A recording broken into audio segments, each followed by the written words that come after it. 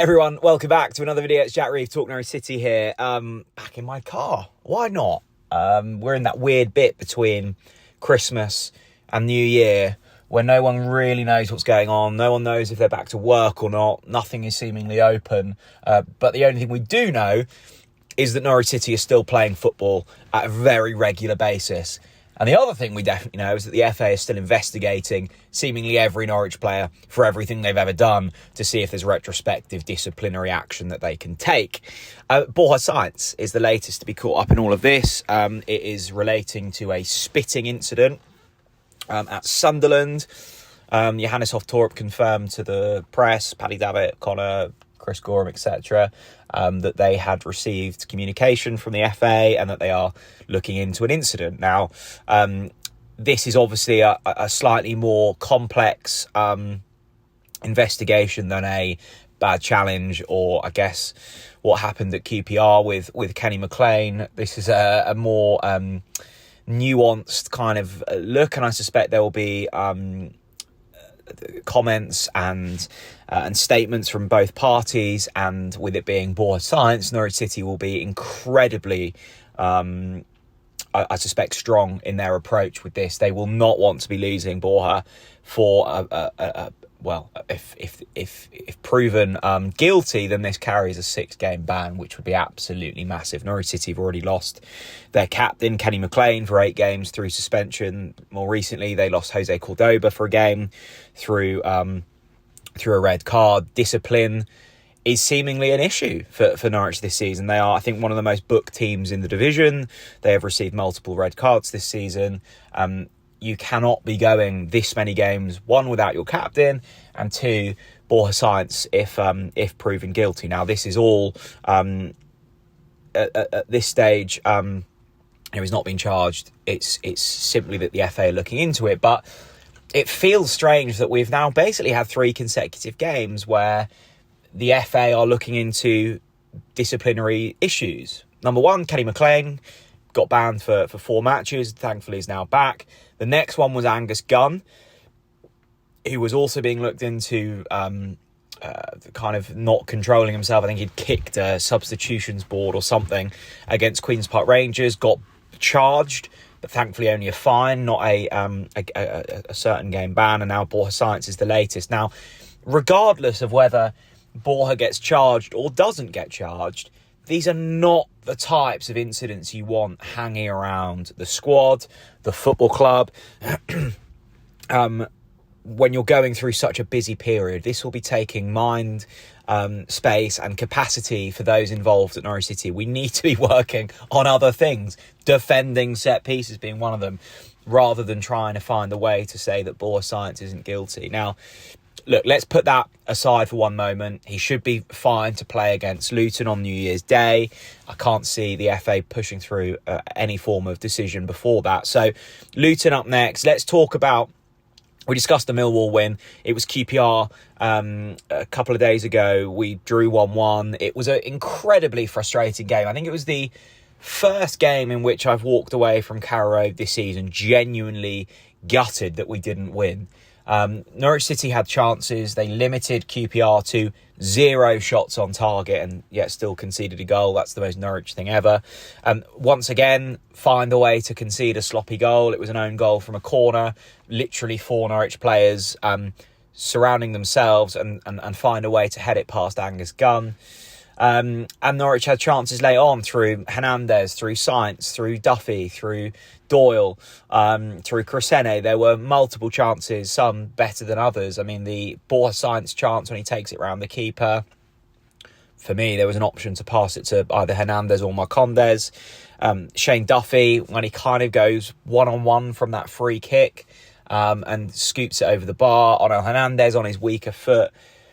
It once again, for me, shows that the system isn't the problem here. Norwich defended well for 99% of that game. They limited QPR to absolutely nothing, quite literally. QPR were good. I thought they pressed the ball incredibly well. I thought they were well coached.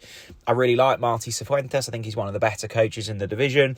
They are much improved from what they were before him. They are well drilled. They limited us to very little in that first half. But second half, Norwich should have won it. It was individual errors that cost us in the end. It was thankfully we salvaged a point thanks to Marcelino Nunez's lovely strike late on. If we'd have lost that game, that would have been a real sucker punch.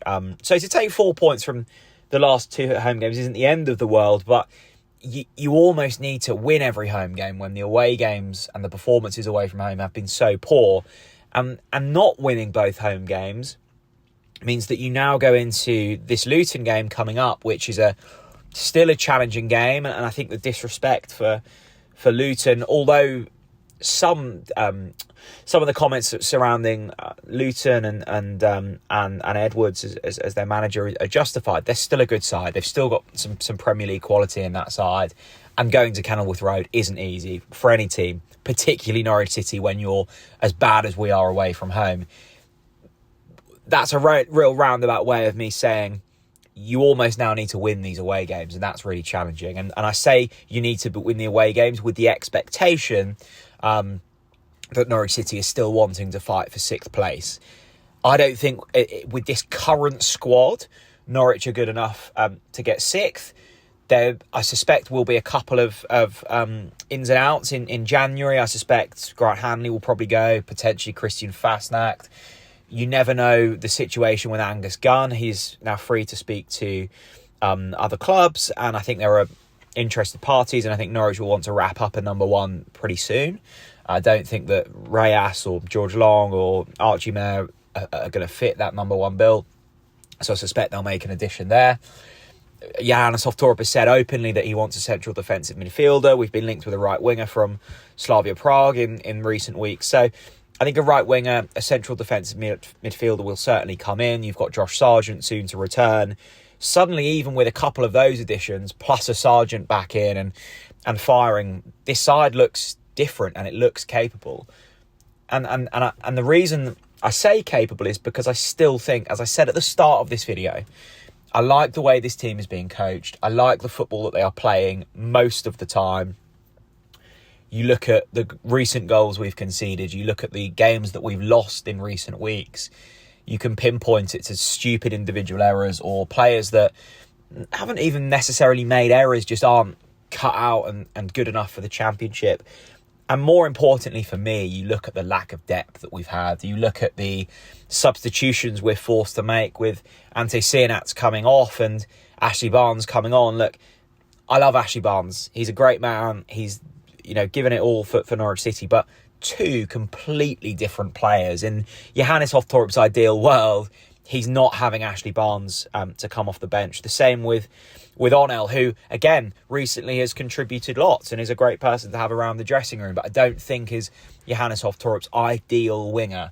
I think you look at an Oscar Schwartau, that's Johannes' ideal winger, and I think that's what he wants more of, and an Oscar Schwartau, but 7 years down the line, a 25-year-old equivalent of Oscar Schwartau. So there is huge work to be done in terms of the makeup of this squad, and I think we knew that was always going to be the case. There is still hope for this season. I look at the teams in and around us and even the teams in the top 6, and I think we could quite easily compete with all of those, and it doesn't feel like we're far off. The defeats to Sunderland and the defeat to Burnley arguably should have won both of those, should be beating QPR. Look, I know there's a lot of if, buts and maybes here, but this is my way of saying, we're not being thumped 4-0 by Burnley. We're not going away to Sunderland and not having any of the ball and getting pumped. We're putting it up to most of these sides. We're just falling short, and it's always going to be marginal gains in this division, and we are just the wrong side of that at the moment. But I do believe with a bit of money, a bit of Ben Napper, brain power, a little bit of Johannes Hoftorp magic, and some of the players within this group contributing, just 1% more, we'll be onto a good thing. So it's off to Luton next. Am I confident? No, I'm not. It's Norwich City away from home. That's always a battle. And then it's back in a couple more home games. It is relentless at this time of year, and you can form good runs and you can create bad runs really quickly. But it's really important now for Norwich to add some talent January and then see where we go from here ahead of what's going to be an absolutely monumental summer at Carrow Road. So let me know what you think of everything. let's just keep our fingers crossed that the Norwich City lawyers are onto the FA in regard to Borja Sainz. We cannot be without him for 6 games, and see where we go from here. Have a lovely new year, everyone, and I'll see you all again very soon. Bye-bye.